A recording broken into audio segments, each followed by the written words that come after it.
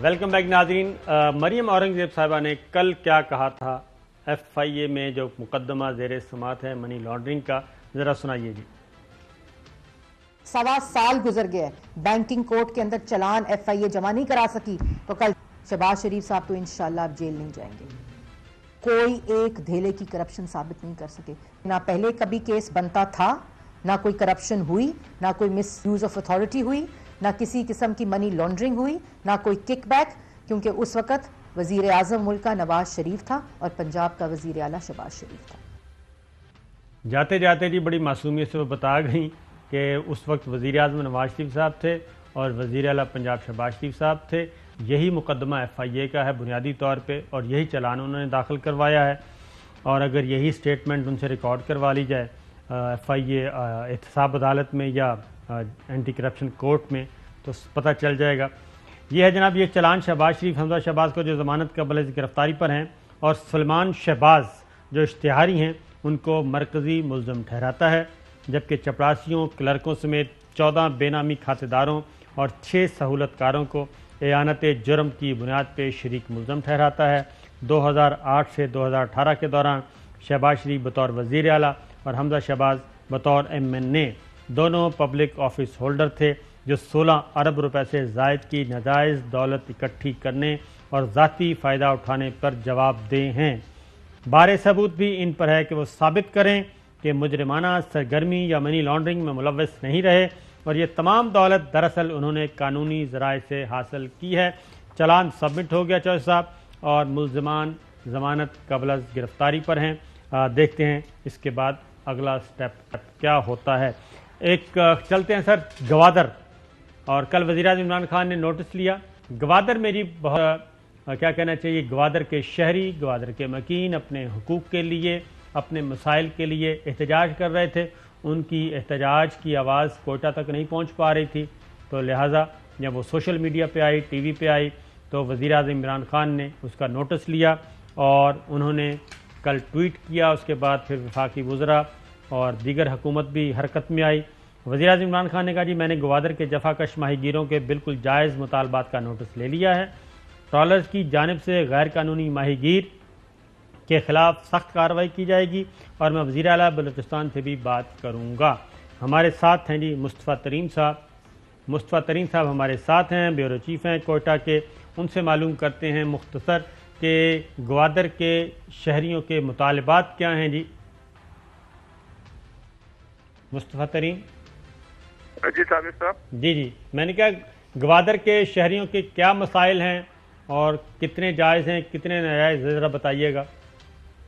देखिए साहब इसमें ये है कि इसमें पूरा चार्टर ऑफ डिमांड है जो मौलाना हिदायतुर्रहमान की क़ियादत में दिए जाने वाले धरने की जानिब से पेश किया गया है। इसमें बहुत सारे मुतालबात शामिल थे, लेकिन साथ ही साथ अगर हम देखें तो सूबाई हुकूमत की जानिब से उन मुतालबात पर अमल दरामद का सिलसिला भी जारी है और बाकायदा नोटिफिकेशन भी हुए हैं। लाइन ड्रॉप हो गई, जैसी कॉल मिलती है दोबारा वापस इसी स्टोरी पे आएंगे। इस दौरान हम एक और स्टोरी पे बात करते हैं, और वो मामला है जी scrutiny committee, foreign funding, Pakistan Tehreek Insaf और दीगर जमातें इलेक्शन कमीशन ऑफ पाकिस्तान के नरगे में हैं।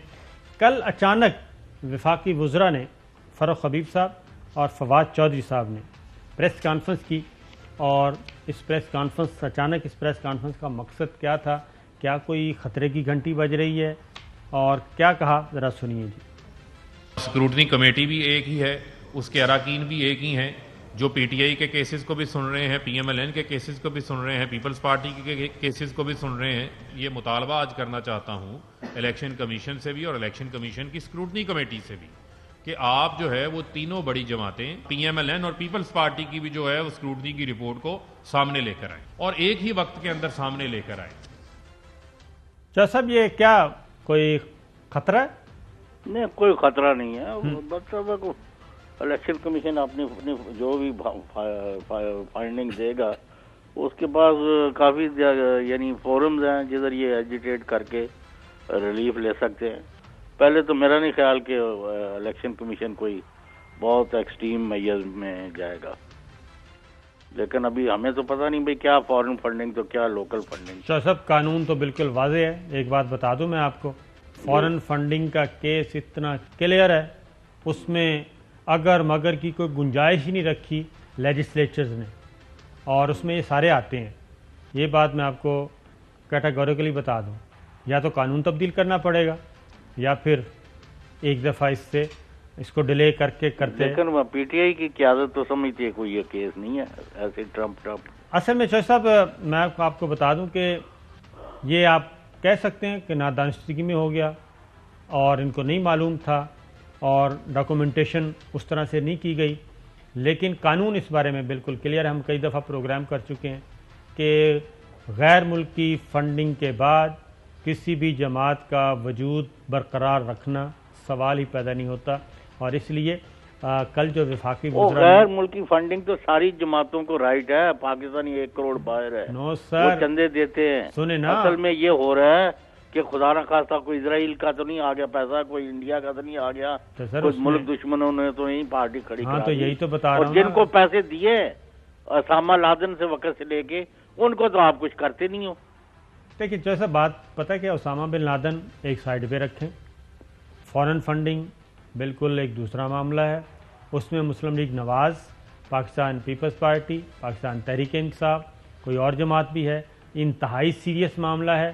لیجسلیچرز نے, قانون سازوں نے اس میں رتی بھر گنجائش نہیں چھوڑی, کوئی پتلی گلی نہیں ہے اس میں. اس لیے کل وفاقی وزراء نے جو ڈیمانڈ کی وہ بڑی کلیئر تھی کہ جناب صرف پاکستان تحریک انصاف نہیں, مسلم لیگ نواز کو بھی, پیپلز پارٹی کو بھی, سب کی پیرالل ایک ہی دفعہ سکروٹنی کریں. تو اس میں کچھ ہے تو یہ سارا کچھ ہو رہا ہے نا. ایک بریک لیتے ہیں جی, بریک سے واپس آتے ہیں.